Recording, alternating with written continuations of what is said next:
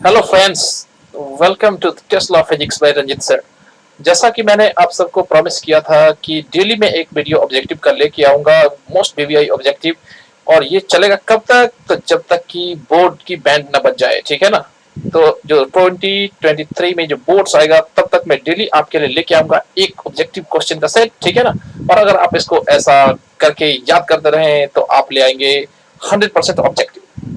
तो चलिए स्टार्ट करते हैं, ठीक है ना। ये मैं हूँ रंजित शर्मा, ठीक है ना, बच्चों के बीच में कुछ क्वेश्चन डिस्कस करते हुए। चलो जल्दी से चलते हैं अपने टारगेट की ओर, ठीक है ना। यहाँ आप इसका हेडिंग से ही समझ गए होंगे कि इस वीडियो में क्या है, ठीक है ना। इसका हेडिंग है कि ऑब्जेक्टिव में 100% स्कोर करना चाहते हो क्या? ठीक है, तो कौन नहीं चाहता भाई। तो अगर आप ऑब्जेक्टिव में 100% स्कोर करना चाहते हैं तो बने रहिए मेरे साथ वीडियो के अंत तक, ठीक है। वीडियो के अंत में आपको हाथ लगा क्या? तो खजाना, ठीक है ना। खजाना किसका? तो क्वेश्चंस का, वैसे क्वेश्चन जो बिहार बोर्ड में, यूपी बोर्ड में, झारखंड बोर्ड में सीधे आने वाले हैं, ठीक है। चलो लेट्स बिगिन, स्टार्ट करते हैं अपना कारवां, ठीक है। और आपके सामने ये रहा क्वेश्चंस, ठीक है। आंसर सबके मैंने हाइड कर दिए हैं ताकि आप पहले बनाएं और फिर आंसर देखें, ठीक है। तो अगर आपको लगता है कि आप इसका आंसर जानते हैं तो right in the comment box, ठीक है। चलो मैं पहले सेट कर लूं सबको ठीक से।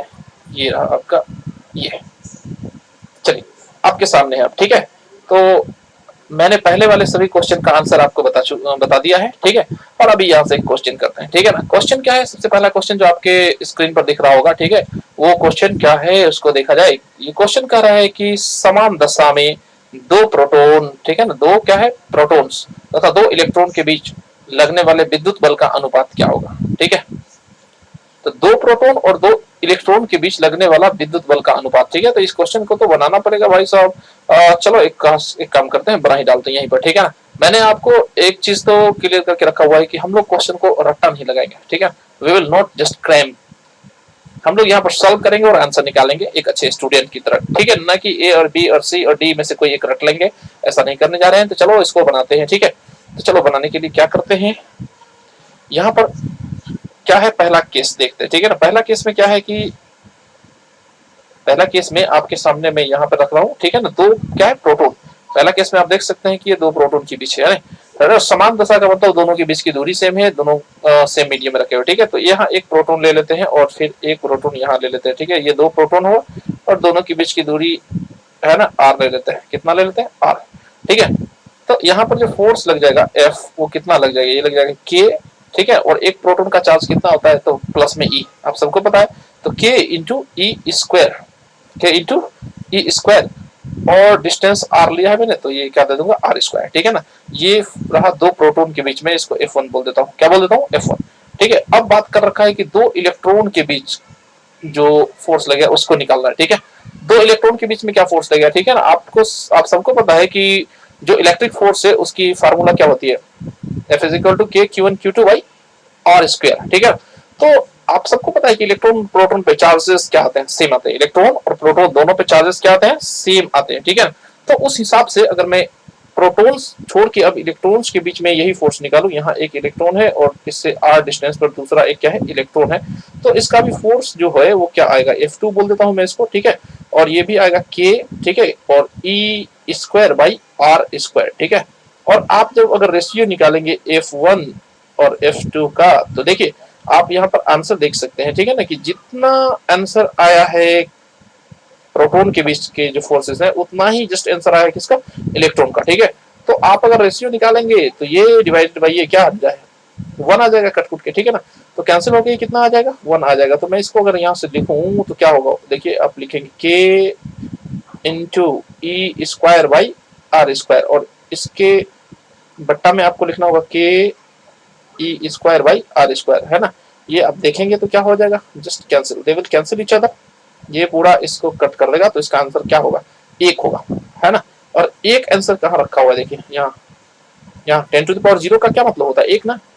10 टू द पावर 0 का क्या मतलब होता है, एक। तो इसका आंसर जो है वो कितना आना था, कट कुट के एक, और एक कहाँ पर लिखा हुआ है, डी, ठीक है ना। इसका मतलब है कि इसका आंसर कितना होने जा रहा है, डी होने जा रहा है, ठीक है। तो मैं इसका आंसर टिक कर दूंगा डी, ठीक है। और फिर आंसर देखेंगे, ठीक है ना। अपन लोग आंसर लिखे हुए हैं, कहाँ लिखे हुए हैं, तो यहाँ, ठीक है। चलिए चेक करते हैं इसका आंसर, ठीक है ना। आंसर यहाँ लिखा रहता है, चलिए आंसर डी है, ठीक है। आप देख सकते हैं जैसा कि इसका आंसर कितना है, डी है। एक बार और देख ले, इसका आंसर कितना है, डी है, ठीक है ना। अगर आपको समझ में कोई भी डाउट हो तो बस कमेंट बॉक्स में आप क्या करें कि फटाफट टाइप कर दें और मैं सुबह होते ही उसका आपको जवाब दे दूंगा, रिप्लाई कर दूंगा, ठीक है। ऐसे ऑफलाइन क्लासेस में इतनी व्यस्तता रहती है कि बार बार तो यूट्यूब खोल के चेक करने का फुर्सत नहीं मिलता आपका कमेंट, हाँ बट शाम में आई डेफिनेटली रिप्लाई, ठीक है। तो चलो ये रहा, ठीक है। चलिए मैं क्या कर लेता हूँ कि इसको इरेज कर देता हूँ ताकि नेक्स्ट सवाल को सॉल्व करने में कोई इश्यू ना हो, ठीक है ना। देखो तो ये रहा आपका क्या चीज, तो ये रहा आपका सवाल, ठीक है। तो पहला सवाल बन चुका है, इसका आंसर क्या होगा, डी, ठीक है ना। दूसरा सवाल आप खुद से इसको सॉल्व करने की कोशिश करें। अगर दूसरा सवाल आपसे बन जाता है तो अच्छी बात है। दूसरा सवाल कहने का मतलब है कि ये क्वेश्चन नंबर 29 आप बनाए खुद से, ठीक है ना।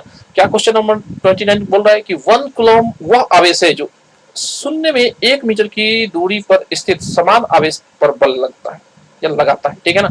1 कूलम क्या है, ठीक है ना। तो 1 कूलम की डेफिनेशन पूछिए, ठीक है, कि 1 कूलम क्या है। तो आप देख सकते हैं कि 1 कूलम, चलिए इसको भी हम लोग सॉल्व करते हैं, ठीक है ना। हम लोग ये फार्मूला जानते हैं इलेक्ट्रिक फोर्स के बारे में। रुकिए मैं पेन का साइज छोटा कर लेता हूँ। ये F जो है इसकी फार्मूला क्या होती है, ठीक है ना, KQ1 into Q2 by R square, ठीक है। यहाँ डिस्टेंस आप देख सकते हैं कि 1 मीटर फिक्स कर रखा है, ठीक है ना। यानी कि हमको R स्क्वायर की जगह क्या लेना है, 1 का स्क्वायर, ठीक है ना, जो कि ऑब्वियसली 1 आएगा, ठीक है। तो इसमें तो हमें टेंशन ही नहीं लेना है। अब K की वैल्यू और यहाँ एक और बात समझिए कि 1 कूलम चार्ज भी दे रखा है, ठीक है ना। चार्ज के बारे में भी बात कर रखा है कि कितना है, ये 1 कूलम है। चार्ज भी कितना दे रखा है, 1 कूलम है, ठीक है ना। और हमें कह रहा है कि अगर चार्जेस 1 कूलम हो, दूरी 1 मीटर हो, तो भैया फोर्स कितना होगा, ठीक है ना। तो फोर्स कितना होगा, फोर्स निकालने के लिए K की वैल्यू रखिए 9 इंटू 10 टू द पावर 9, ठीक है ना। ये आप सबको पता है। Q1 का मान 1, Q2 का मान 1 और R का मान 1, ठीक है। आप यहाँ से अगर आप इसका आंसर देखेंगे तो कितना आ जाएगा, 9 इंटू 10 टू द पावर कितना, 9 न्यूटन आ जाएगा, ठीक है ना। आप में से किसी को कोई भी डाउट है रिगार्डिंग दिस, है ना। Q1 और Q2 का मान सवाल में ही फिक्स कर रखा है। 1 कूलम कहाँ पर, यहाँ पर देख सकते हैं, यहाँ पर कितना है, 1 कूलम फिक्स कर रखा है, ठीक है ना। डिस्टेंस भी 1 मीटर फिक्स कर रखा है। तो आप अगर K की वैल्यू जानते हैं तो ये इतना होता है, ठीक है ना। Q1 Q2 की जगह पर आप क्या रख देंगे, 1, और R की जगह पर भी क्या 1, तो 1 का स्क्वायर, और आंसर क्या आ जाएगा 9 इंटू 10 टू द पावर 9, ठीक है ना। तो इसका आंसर क्या होने जा रहा है आप खुद से पता लगाइए। इसका आंसर होने जा रहा है आई थिंक सी, ठीक है ना। इसकी आंसर क्या होने जा रही है तो मेरे भाइयों, इसका आंसर होने जा रहा है सी, ठीक है ना। अब चलिए आंसर देखते हैं हम लोग साथ मिलकर, ठीक है ना। आंसर कहाँ पर रहता है, तो यहाँ पर आंसर रहता है, ठीक है ना। मैंने बस हाइड इसलिए कर दिया ताकि आप देख के ना बोल दें, ठीक है ना, कि सर इसका आंसर सी होगा। आप पहले सॉल्व करें और फिर बताए हुए, ठीक है। तो इसका आंसर देखिए, यहाँ पर आप देख सकते हैं कि इसका आंसर क्या है, सी है, ठीक है। इस क्वेश्चन में भी किसी को कोई डाउट होनी नहीं चाहिए। अगर है तो आप नीचे कमेंट बॉक्स में लिखिए, ठीक है।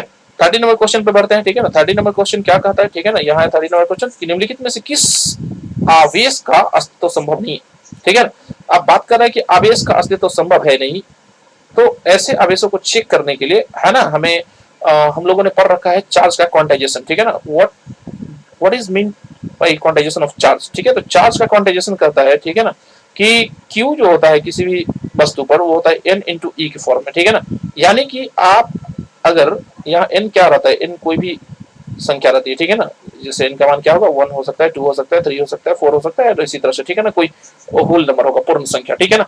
आप अगर यहाँ से N निकाले तो आप क्या देखते हैं कि Q बाई E, यानी कि Q बाई E का अगर आप मान निकालते हैं और वो कोई एक पूर्ण संख्या आता है, पूरा पूरी नंबर आता है, ठीक है ना, जैसे 1 या 2 या 3, तो वो पॉसिबल है। अदरवाइज अगर इसका वैल्यू आ जाता है आपको पूरा संख्या नहीं, कोई दशमलव में आ जाए, फ्रैक्शन में आ जाए, ठीक है ना, तो वो चार्ज पॉसिबल ही नहीं है, क्वांटाइजेशन ब्रेक हो जाएगा, ठीक है ना।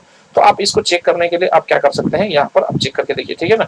रुकिए मैं इसे डिलीट कर लेता हूँ यहाँ से, और फिर क्या है कि आप बारी बारी से चेक करें। देखिए ये जो है यहाँ से देखिए, ये क्वांटाइजेशन ऑफ चार्ज यानी कि Q is equal to N E को फॉलो कर रहा है, ठीक है ना। ये भी Q is equal to N E को फॉलो कर रहा है, ठीक है ना, ठीक है। और ये तो फॉलो कर ही रहा है, ठीक है। आप इसका आंसर देख सकते हैं कि ये डी है, ठीक है ना। कैसे डी है मैं इसको चेक कर लेता हूँ। देखिए आप अगर 2.4 into 10 to the power minus 19 को आप E से भाग दें, E का वैल्यू कितना होता है 1.6 इंटू 10 टू द पावर 19, तो ये पूरा ये बहुत बढ़िया से देखिए क्या होगा, ये तो कैंसिल हो जाएंगे, ठीक है। लेकिन आप इसका अगर आंसर निकालेंगे तो ये एक पूर्ण संख्या नहीं होती है, ठीक है ना, ठीक है। ये जो है वो पूर्ण संख्या नहीं है, पूर्ण संख्या नहीं है। और ये पूर्ण संख्या नहीं है इस वजह से ही क्या है कि यहाँ पर क्वांटाइजेशन ब्रेक हुआ है, ठीक है ना, आवेश का क्वांटीकरण यहाँ पर क्या हुआ, फेल हुआ है, और इसीलिए ये चार्ज पॉसिबल नहीं है। तो इसका आंसर क्या हो जाएगा, ये, ठीक है, आंसर क्या हो जाएगा ये, ठीक है। तो आप इसे डिलीट कर लें, ठीक है, और आप आंसर देखिए, चलिए आंसर देखते हैं, आंसर कहाँ लिखा हुआ यहाँ पर, ठीक है। तो मैं इसे मिटा के देखता हूँ कि आंसर क्या है, आंसर बिल्कुल सी है, ठीक है। आपको क्या चेक करना है कि Q is equal to NE, अगर ये रिश्ता फॉलो हो रहा है तो वो चार्ज पॉसिबल है, अदरवाइज ये पॉसिबल नहीं है, अदरवाइज ये पॉसिबल नहीं है, ठीक है। हाँ चलो बच्चों, तो फिर नेक्स्ट क्वेश्चन देखा जाए, ठीक है। नेक्स्ट क्वेश्चन क्या है, नेक्स्ट क्वेश्चन है 31, ठीक है।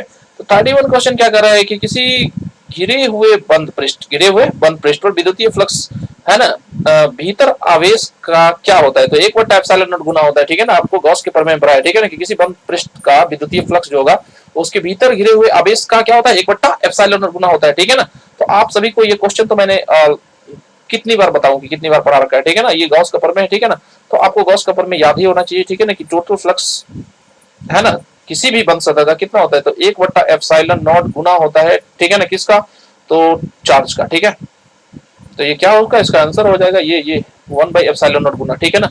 तो आप इसे यहाँ से डिलीट करें और आंसर लगावे। इसका आंसर आप बताइए कौन सा होगा, ए बी सी या डी में से कौन सा होगा, बताओ, कमेंट करो, फास्ट फास्ट बॉयज। चलो आप नहीं बताओगे, ठीक है, मैं ही बता देता हूँ इसका आंसर। मुझे तो ये लग रहा है, आपको और कुछ लग रहा है क्या, इसका आंसर होगा ए, ठीक है। चलो आंसर यहाँ लिखा हुआ है, अब यहाँ चेक करते हैं, ठीक है। तो बिल्कुल सही है, इसका आंसर ए है, ठीक है। आपको कोई डाउट होनी नहीं चाहिए, ये तो सीधा सीधी क्वेश्चन है, ठीक है। गॉस के प्रमेय को ही सीधा सीधी उठा कर दिया, ठीक है। चलो नेक्स्ट क्वेश्चन यहाँ पर है 32 नंबर, ठीक है। तो 32 नंबर क्वेश्चन क्या कर रहा है, आप इसको देखिए कि किसी आवेशित चालक के ठीक बाहर किसी बिंदु पर विद्युत क्षेत्र की तीव्रता आवेश के पृष्ठ घनत्व का 1/ε0 गुना होता है, जहां ε0 मुक्त आकाश की परावैद्युतता है। इस कथन को क्या बोलते हैं, ठीक है ना।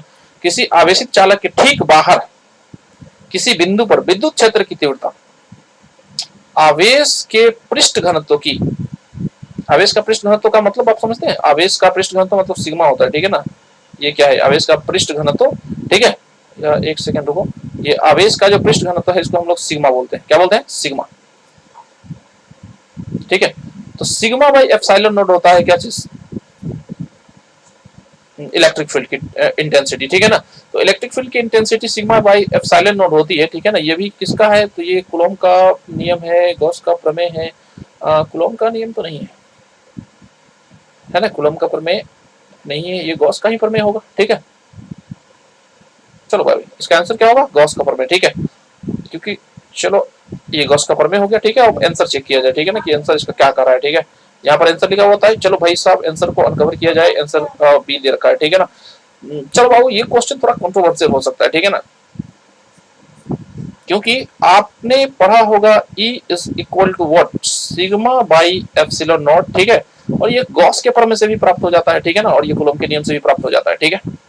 तो यहाँ पर इसका आंसर जो होगा वो दोनों ही सही है, ठीक है ना। कूलॉम का नियम से भी ये प्राप्त हो जाता है और गॉस के प्रमेय से भी, ठीक है ना। तो बाय द वे इसका आंसर यहाँ बी दे रखा है, ठीक है ना। आप कमेंट करके बताएं कि आप क्या इस रिलेशन को गॉस के प्रमेय से प्राप्त करना ज्यादा इजी समझते हैं या कूलॉम के नियम से, ऐसे प्राप्त दोनों से हो जाता है, ठीक है। तो आप देखिए इसको, ठीक है ना। फिलहाल मैं इसका आंसर क्या दे रहा हूँ आपको, सी। चलो आगे देखते हैं, ठीक है ना। अनंत लंबाई वाले आवेशित बेलनाकार चालक के अक्ष से r दूरी पर विद्युत क्षेत्र क्या होगा, ठीक है ना। आप याद कीजिए, आपने जब गॉस के प्रमेय का एप्लीकेशन पढ़ा होगा, ठीक है, गॉस के प्रमेय का अनुप्रयोग, तो वहां पर ये दूसरा अनुप्रयोग या तीसरा अनुप्रयोग में आपके टीचर ने आपको पढ़ाया होगा, ठीक है, सब पढ़ाते हैं इसको, ठीक है। तो आपने फिलहाल सूत्र जो देखा होगा, ठीक है ना, व्यंजक जो साबित किए होंगे वो ऐसा था, ठीक है ना। 1 मिनट प्लीज, वो कितना था, E इज इक्वल टू क्या था, तो लैम्डा बाई 2πε0 r, ठीक है। तो ये कहां पर है, इसमें 2πε0 r यहाँ पर लग रहा है, ठीक है ना, लैम्डा बाई 2πε0 r, ठीक है। तो इसका आंसर क्या हो जाना है, बी हो जाना है, ठीक है। तो इसका आंसर क्या लिख दो, बी लिख दो, ठीक है। और चलो मैं आंसर चेक करता हूँ, आंसर यहाँ पर है, ठीक है, इसको अनकवर करके देखा जाए, ठीक है। आंसर बिल्कुल बी लिखा हुआ है, ठीक है। आंसर कितना है इसका, बी। चलो नेक्स्ट क्वेश्चन की तरफ बढ़ते हैं हम लोग, ठीक है। क्वेश्चन नंबर 34 क्या कर रहा है, ठीक है ना। क्वेश्चन नंबर 34 को देखा जाए, क्वेश्चन नंबर 34 कहता है कि इनमें से, ठीक है, क्वेश्चन नंबर 34 क्या करेगा बाबू, इसमें से कह रहा है कि इनमें से कौन सा विद्युत क्षेत्र की तीव्रता का मात्रक है। विद्युत क्षेत्र की तीव्रता का मात्रक मैंने आपको दो बताए हुए हैं, ठीक है ना। विद्युत क्षेत्र की तीव्रता का मात्रक क्या क्या होता है, आप इसको ऐसे बोल सकते हैं कि सर इसका मात्रक न्यूटन प्रति कूलम होता है, या फिर मैंने आपको बताया था कि वोल्ट प्रति मीटर भी होता है, ठीक है ना। तो यहाँ पर फिलहाल कौन सा है, यहाँ पर आपको दे रखा है यहाँ न्यूटन प्रति कूलम,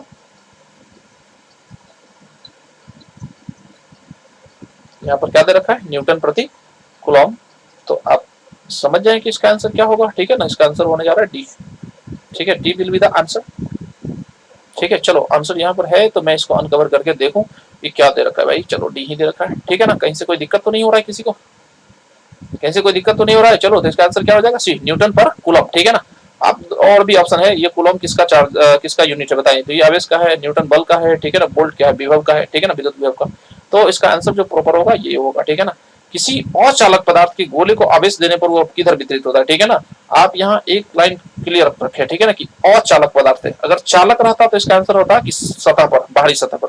चालक रहता तो इसका आंसर होता बाहरी सतह पर, ठीक है ना। लेकिन यहाँ बात कर रखा है अचालक, कुचालक की बात कर रहे हैं, ठीक है। तो कुचालक में जो चार्ज आप देते हैं, ठीक है ना, वो डिस्ट्रीब्यूट होता ही नहीं है, ठीक है ना। ना ही अंदर ना ही बाहर, वो डिस्ट्रीब्यूट होता ही नहीं है। आप जहां पर रखते हैं वहीं पर वो पड़ा रहता है, ठीक है। तो इसका आंसर कौन सा होगा, तो सतह पर बिल्कुल नहीं, सतह पर तो बिल्कुल नहीं होगा, ठीक है ना। केवल भीतर नहीं, सतह के अलावा अंदर भी बिल्कुल नहीं भाई साहब, वितरित ही नहीं होते हैं। तो इसका आंसर क्या होना है, डी होना है, ठीक है ना। तो आंसर को क्या टिक करिए, डी टिक करिए, ठीक है ना। और चलो भाई साहब अपन लोग इसका आंसर भी चेक करते हैं, डी है बिल्कुल, ठीक है। यहाँ देख सकते हो आंसर भी क्या रखा हुआ, डी हुआ, ठीक है। चलो आंसर भी क्या है, डी है। अब बात कर लेते हैं क्वेश्चन नंबर 36। क्वेश्चन नंबर 36 को देखा जाए, क्वेश्चन नंबर 36 क्या कर रहा है कि आर दूरी से विलग दो आवेशों के बीच बल कितना लगता है, एफ। आर दूरी पर दो चार्जेस हैं एक दूसरे से, और बल कितना लग रहा है, एफ बल लग रहा है, ठीक है ना। बल कितना लग रहा है, एफ। यदि आवेशों का मान दो गुना कर दिया जाए, ठीक है ना, दोनों आवेश को कर रहा है डबल कर दो, ठीक है ना, और उनकी बीच की दूरी को आधी कर दी जाए। आप यहाँ से देखिए दूरी को क्या कर दे रहा है, आधा, ठीक है, और आवेशों को कर दे रहा है दोगुना, आवेशों को क्या कर दे रहा है, डबल, ठीक है। तो आवेश को डबल और फिर क्या, डिस्टेंस को हाफ कर दे रहा है। तो दोनों आवेश को डबल करेंगे तो देखिए क्या क्या आंसर आ जाएगा। मैं नीचे बना देता हूँ इसको, ठीक है ना।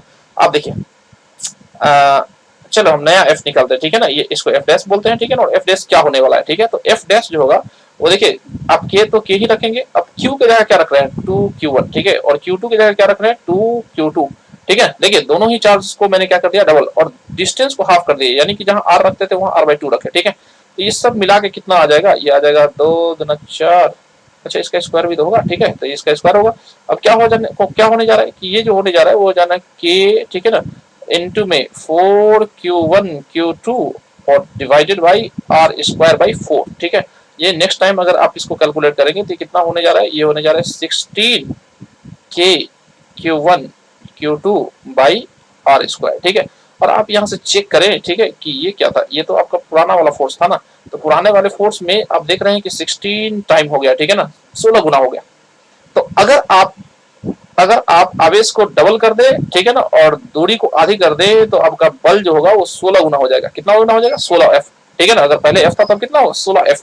तो 16f तो यहाँ दिख रहा है, ठीक है ना। इसको आप टिक कर ले, ठीक है। तो इसको टिक कर ले यहाँ पर, ठीक है ना। इसका 16f है। और चलिए आंसर चेक कर ले, आंसर यहाँ है, हेड क्या हुआ, ठीक है। तो आप आंसर को अनकवर कीजिए और देखिए क्या आंसर है, सी है ना।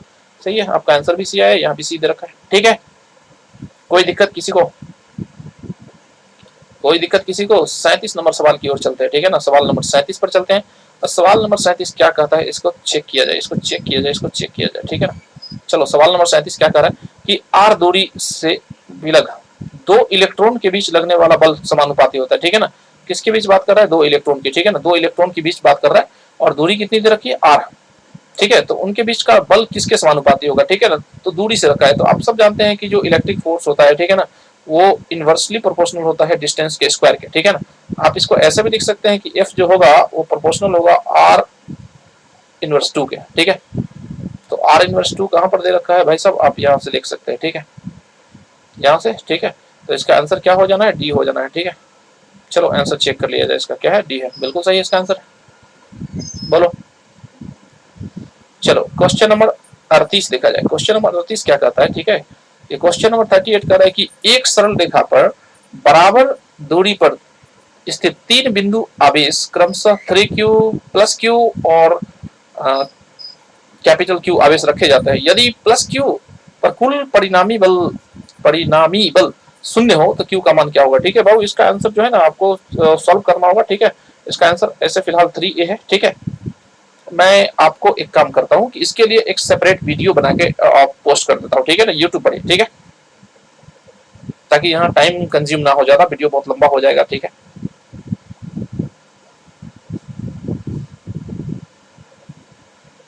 ठीक, अच्छी बात है। तो नेक्स्ट में क्या किया जाए, चलो ठीक है ना, इसका आंसर भी देख ही लिया जाए कि क्या दे क्या रखा है, ठीक है ना। मैंने सॉल्व किया था इसको पर्सनली, तो कितना है, ठीक है, ठीक ही है, 3 है, ठीक है। अब देखिए, आबनूस की छर को बिल्ली के खाल से रगड़ने पर छर किस प्रकार का आवेशक है, छर ऋणावेशित हो जाता है, ठीक है ना। छर क्या हो जाता है, ऋणावेशित हो जाता है। यही अगर कांच की छर को आप रेशम के कपड़े से रगड़ते तो कांच का छर धनावेशित होता है, यहाँ पर छर क्या हो जाएगा, ऋणावेशित हो जाएगा, ठीक है। तो ऋण आवेशित यहाँ पर है, ठीक है ना। आप इसको टिक कर लें, इसको टिक कर लेंगे और आंसर चेक कर लेंगे, ठीक है ना। आंसर बिल्कुल है सही, ठीक है ना।